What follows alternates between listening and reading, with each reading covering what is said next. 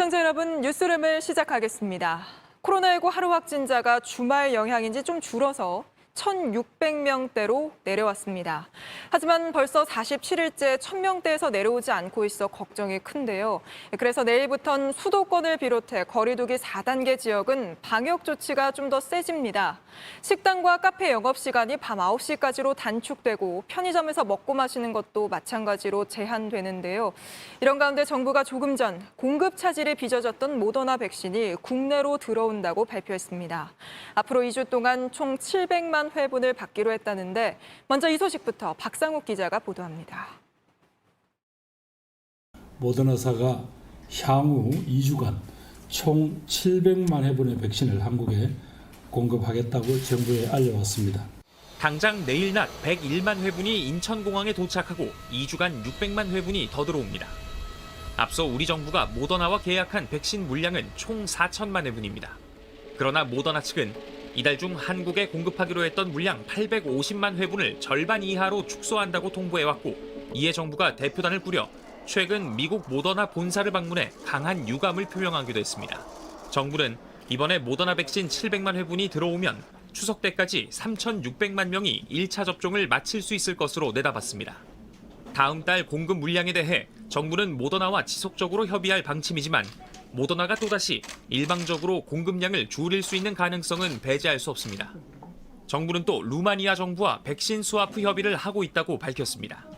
이런 가운데 내일부터 수도권 등 4단계 지역에선 음식점과 카페의 영업시간이 밤 10시에서 9시로 1시간 당겨집니다. 사적 모임은 저녁 6시 이후 백신 접종을 완료한 2사람을 포함해 4명까지 가능합니다. 또 최근 집단 감염이 잇따른 학원과 노래 연습장 등에서 근무하는 사람은 2주에 한 번 의무적으로 PCR 검사를 받아야 합니다. JTBC 박상욱입니다. 광화문에 또 수백 명이 모였습니다. 전광훈 씨가 이끄는 사랑제일교회가 방역 지침을 어겨 폐쇄 조치를 받자 광화문에서 이렇게 예배를 강행한 겁니다. 막으려는 경찰과 항의하는 교인들로 광화문이 또 한 번 시끄러웠는데 정작 전시는 안 나오고 유튜브 진행만 했습니다. 김지성 기자입니다. 경찰들이 광화문역 주변 곳곳에 서 있습니다. 사랑제일교회가 오늘 오전 광화문 야외 예배를 진행하겠다고 밝혔기 때문입니다. 교인들이 하나둘 모여들고 경찰과 부딪힙니다. 이유가 뭐예요? 뭐 미국 음식 있나요? 그냥 걸어가겠다는 경찰 미시면 안 돼요. 예배가 시작되고 찬송가가 흘러나옵니다. 소리 높여 기도합니다.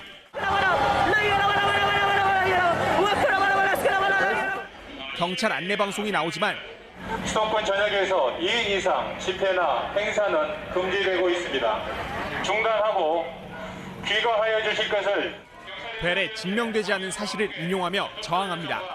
하나님의 법대로 목숨 걸고 예배드려요.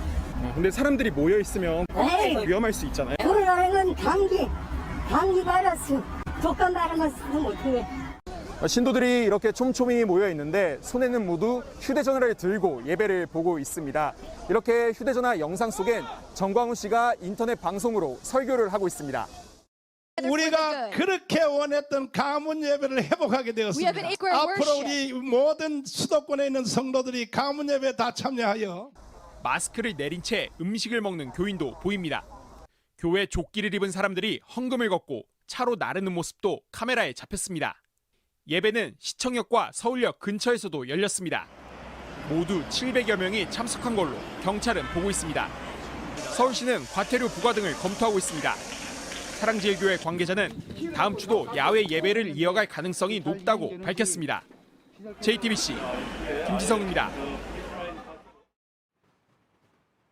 방역 지침은 나만 잘 지키는 건가 하고 시민들을 허탈하게 만든 사람들은 또 있었습니다. 몰래 문 연 유흥업소, 또 거기에 몰래 간 손님들입니다. 경찰이 딱 이틀 단속을 벌여 서울에서만 약 360명을 잡아냈는데요. 그중에는 확진자가 나와 한 번 영업 정지됐던 곳도 있었고 철문을 이중으로 걸어 잠그고 몰래 영업한 곳도 있었습니다. 이서준 기자입니다. 서울 강남의 유흥업소. 1층 문은 굳게 닫혔습니다. 지하에 있는 철제문을 쇠 지렛대로 뜯어내니 철문이 또 나옵니다. 안에선 유흥업소가 성업 중입니다. 서울 특별시경찰청 홍급수사팀 단속 나왔습니다. 단속 나왔어요. 다 안에 계세요. 들어가세요. 경찰 단속반이 방마다 문을 열고 사람 수를 확인합니다. 방 안에 있던 이들은 단속이 나온 줄도 모르고 술판을 벌이고 있었습니다. 안녕하세요. 저 서울지방청 풍속소식에 나왔습니다. 잠깐만 계세요. 멀뚱멀뚱 쳐다보다 이내 상황을 파악하고 고개부터 돌립니다. 다른 방들도 마찬가지입니다. 서울지방 풍속소식에 나왔습니다. 양손으로 얼굴을 가리고 내분 잠깐 여기 계세요. 긴 머리카락으로 얼굴을 가립니다. 서울경찰청은 지난 19일과 20일 이틀에 걸쳐 방역수칙을 어기고 몰래 영업을 하는 유흥업소들을 일제 단속했습니다. 이틀 동안 53건 359명을 적발했습니다. 투입된 경찰력이 4,300여 명에 이릅니다. 방역수칙 위반으로 적발된 게 처음이 아닌 유흥업소도 있었습니다. 이곳은 지난 3월 방역수칙을 어기고 영업하다 코로나19 확진자가 나와 영업정지 2주 처분을 받았습니다. 경찰은 업주들뿐 아니라 적발된 손님들도 형사처벌을 받게 할 방침입니다. 경찰은 거리두기 4단계가 연장된 만큼 조만간 또 대규모 단속을 할 계획입니다. JTBC 이서준입니다. 이제 백신을 한 번이라도 맞은 사람이 맞지 않은 사람보다 많아졌죠. 정부는 이 추세라면 추석 직후엔 국민의 70% 이상이 1차 접종을 마칠 수 있다고 내다보며 위드 코로나로 방역 기조를 바꿀 수 있다는 방침도 내비쳤습니다. 그런데 백신을 2차까지가 아닌 주기적으로 맞아야 할 수 있다는 이야기도 나오는데 자세한 내용 구혜진 기자가 취재했습니다. 백신 접종이 세계에서 가장 빠른 이스라엘. 최근 백신의 코로나19 예방 효과가 접종 후 시간이 지날수록 떨어진다는 연구 결과를 내놨습니다. 2차 접종 후 두세 달밖에 안 된 사람은 10,000명당 17명 정도가 확진됐지만 접종 후 5, 6개월이 지난 사람은 같은 시기 10,000명당 36명가량이 감염됐습니다. 나이가 많을수록 백신 효과는 더 가파르게 떨어집니다.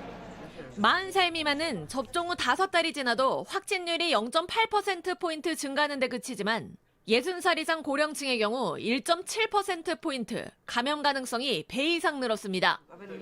이스라엘이 지난달부터 백신 접종 후 5달이 지난 고령자에게 부스터샷을 접종하기 시작한 것도 이 때문입니다. 세계적으로 백신 부족 현상이 진정되면 우리나라도 정기적으로 코로나 백신을 맞아야 할 가능성이 높습니다. 매년 맞는 독감 접종과 비슷해지는 겁니다.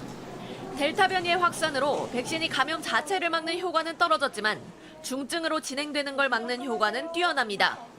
다음 달 말이나 10월 초에 국민 70% 이상이 백신 1차 접종을 끝내고 이후 집단 면역이 이루어지더라도 마스크를 벗기 힘들 거란 전망도 나옵니다.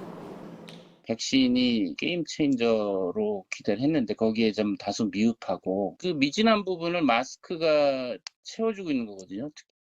JTBC 구혜진입니다.